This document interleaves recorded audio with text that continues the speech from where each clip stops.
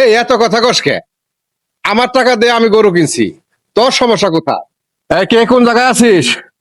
এই গরুটা নিয়ে রাস্তার পাশে বাদ, আর ওইখানে দাঁড়াস।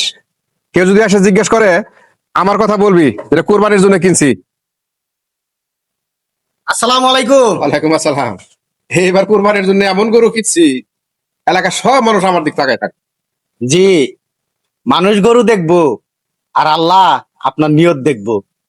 বুঝলি, নিয়ত আমার ঠিকই আছে। বিশাল এক ডিপ ফ্রিজ কিনছি। গরুর এক এক জায়গার মাংস ফ্রিজের আলাদা আলাদা জায়গায় রাখবো। এক এক দিন এক এক জায়গার মাংস বাইর করব, আর মোটামুটি 6 মাস। বুঝতে পারলি কিছু?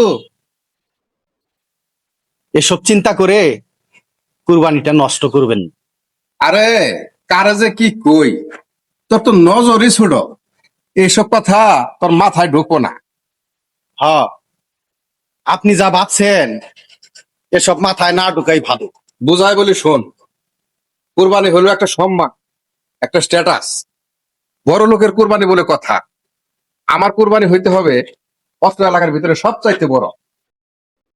জি, কুরবানির আসল সৌন্দর্য আকারে নয়, থাকে মানুষের হৃদয়ে। লোক দেখানো কুরবানি দিয়ে কোনো লাভ নেই। এই এত কথা কসকে? আমার টাকা দিয়ে আমি গরু কিনছি, তোর সমস্যা কোথা?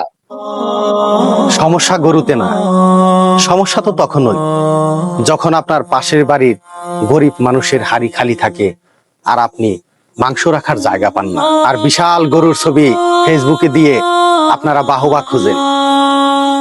ওরে, বিষয়টা তো এরকম করে ভাবি নাই। কুরবানিটা শুধু মাংসের ভাগ না, এটা হচ্ছে হৃদয়েরও একটা ভাগ। যে কুরবানিতে গরিব প্রতিবেশী হাসে না, সেটা শুধুই প্রদর্শনী, ইবাদত না। ঈদ মুবারক।